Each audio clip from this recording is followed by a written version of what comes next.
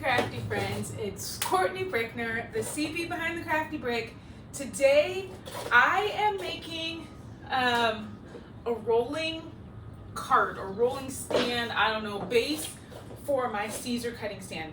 I love this cutting stand, but it sits against a wall, so sometimes it makes it a little bit challenging when I'm using a mat or if I'm just need space to work behind it. So I've been like bringing my machines to another table or moving them to the floor. So today I thought it'd be really cool to be able to put some wheels on it, and then I could just roll it out from the wall and roll it back when it's not in use. So that's the plan.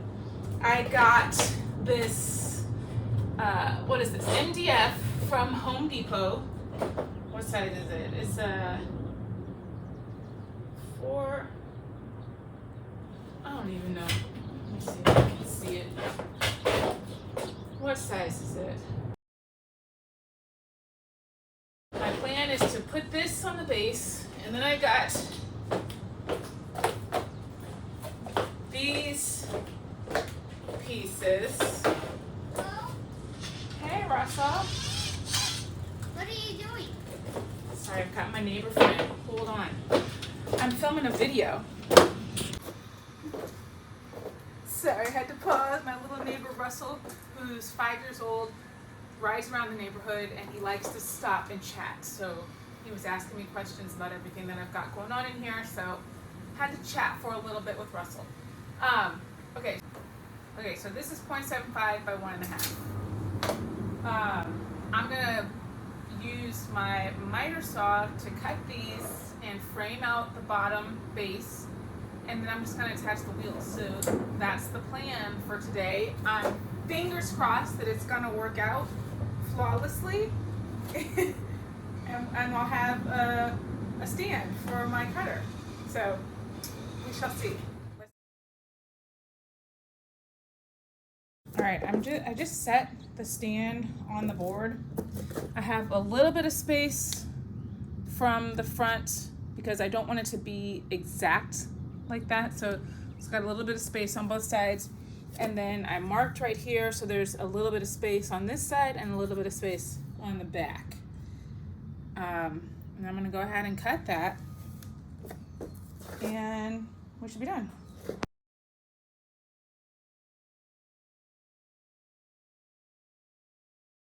Well, I laid down the top just because I wanted to kind of see how big it was. It definitely doesn't need to be this wide, but it's pretty much measuring up with about the size that I want it. So I think I'm just gonna draw a line on this side and on that side and cut from there.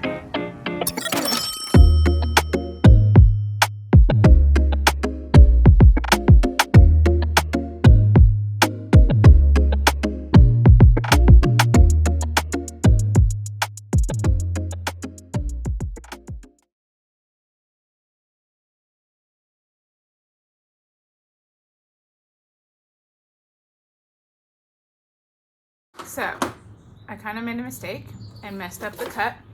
The bottom part is 15.5 and the top is 15.75. So I'm thinking, so I don't have to like toss the whole thing, I'm gonna try and fix it with this, my jigsaw. We're gonna see if I can make it work. Because I mean, obviously right now it's not square, so it's not going to line up right with the sides that I'm planning to put on it. So fingers crossed.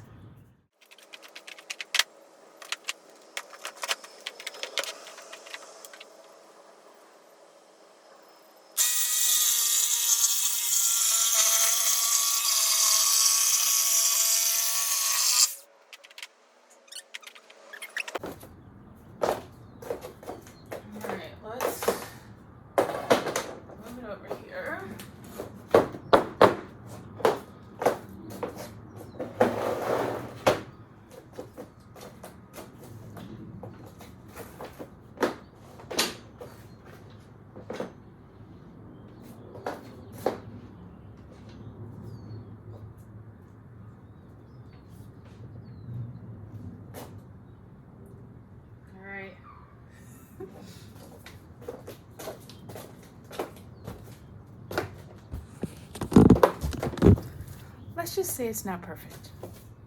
But is it going to work? That's all that really matters. So let's just try and cover up the imperfections and see how it goes. At this point, I thought I had stopped recording, but I didn't. I was just so annoyed with myself that I had made this mistake. I feel like I constantly am not making straight cuts, and it's so frustrating.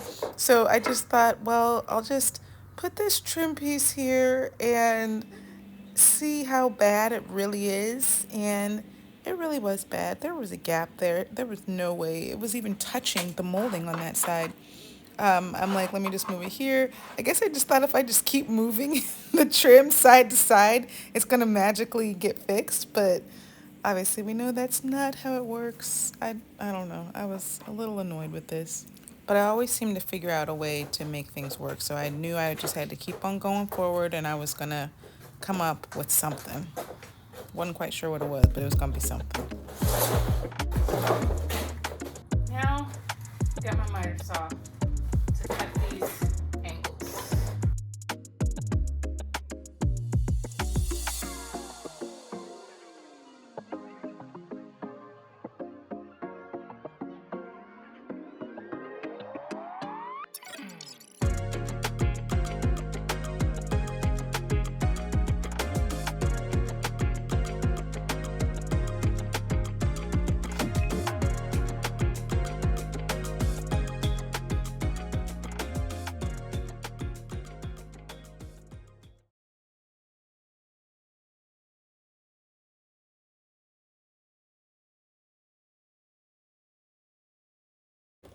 All right, I had to take a break because my battery died and my backup battery is actually broken. It doesn't work at all. So I had to wait for it to get charged up. Now I can finish.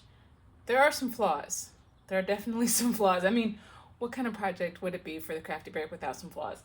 But I think it's gonna work, and I'm feeling very, very confident about where it's going. So let's finish. All right, finally got it all nailed together. Let's see if it fits inside here.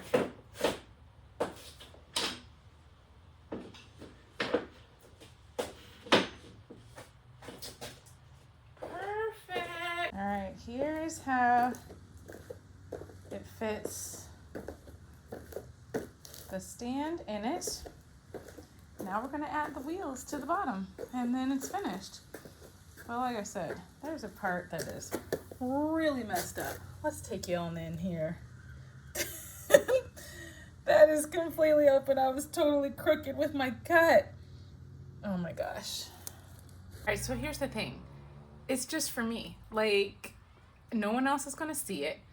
I can put that part in the back. I was thinking about maybe adding a little bit of trim to it to cover it up, but to be honest, I don't even know if it matters. I'm gonna paint it. It's gonna look better. And I feel like it serves its purpose. It is definitely not perfect. It is flawed, which makes it more like me. So, I mean, we're one. We're one and the same, me and my stand or my wheelbase for my cutter. So, I'm leaning more towards I'm not even gonna fix it. So, we'll see. I'm gonna put the wheels on now, and we're gonna get the full effect of moving it around. Okay? All right, I got 2-inch caster wheels, and they've got 4 screw holes on the top. So we'll go ahead and put all these on, and then we'll be finished.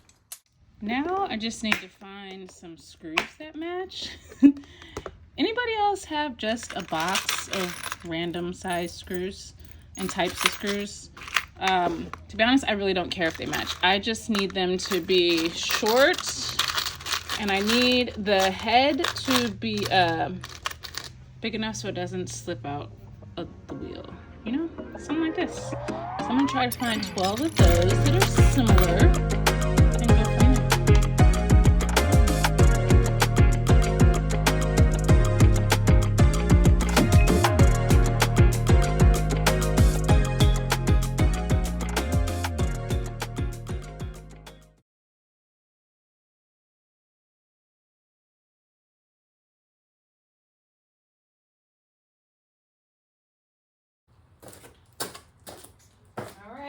The The wheels are on. Here is the reveal. All right.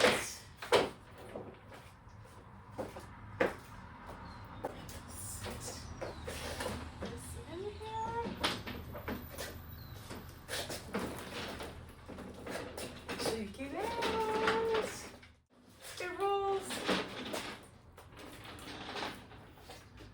This is going to be so great. I can just roll my machine out from the wall and roll it back.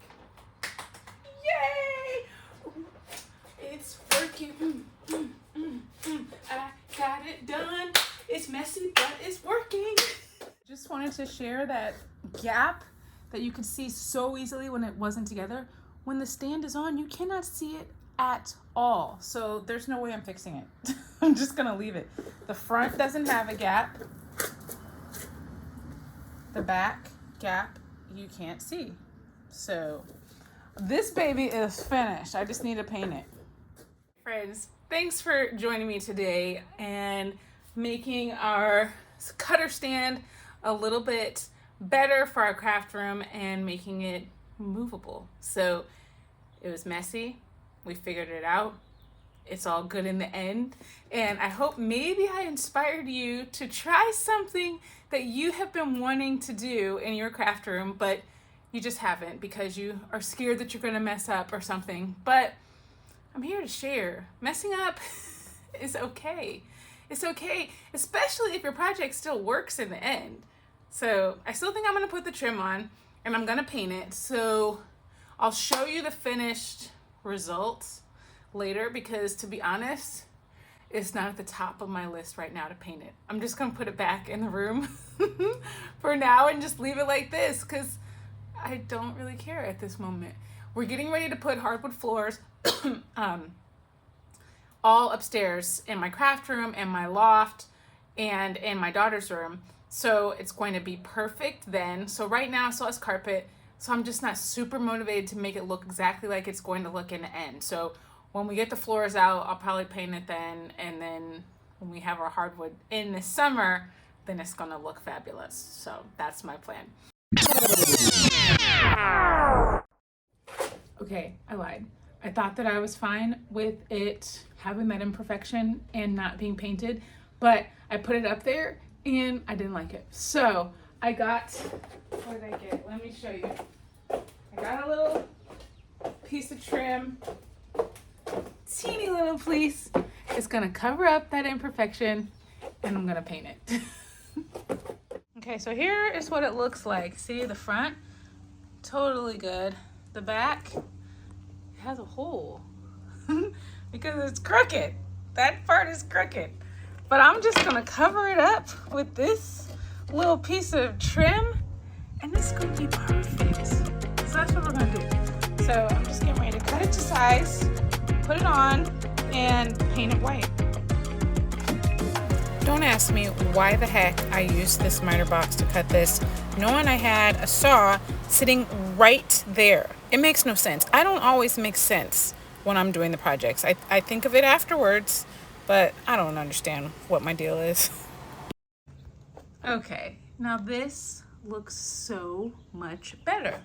So there's not enough room to like put it all the way around because it's pretty snug. And actually this is gonna be even better because it's gonna make the stand not move at all. It's gonna be really secure and won't like shift back and forth. Last night when I set it down, it was kind of shifting a little bit, so this will be even better. So, yay!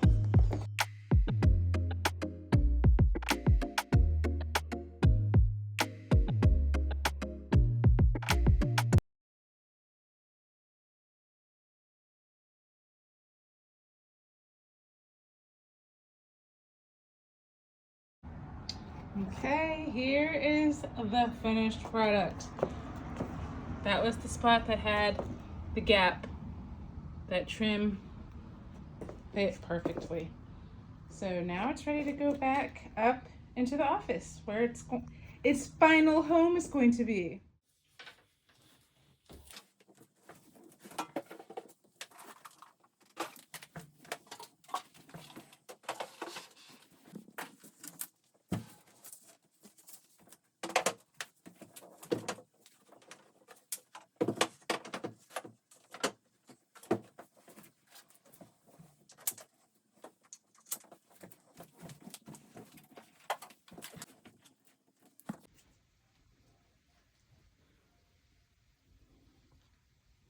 Now when I need it, I can pull it out from the wall and then I can push it back when my project is finished.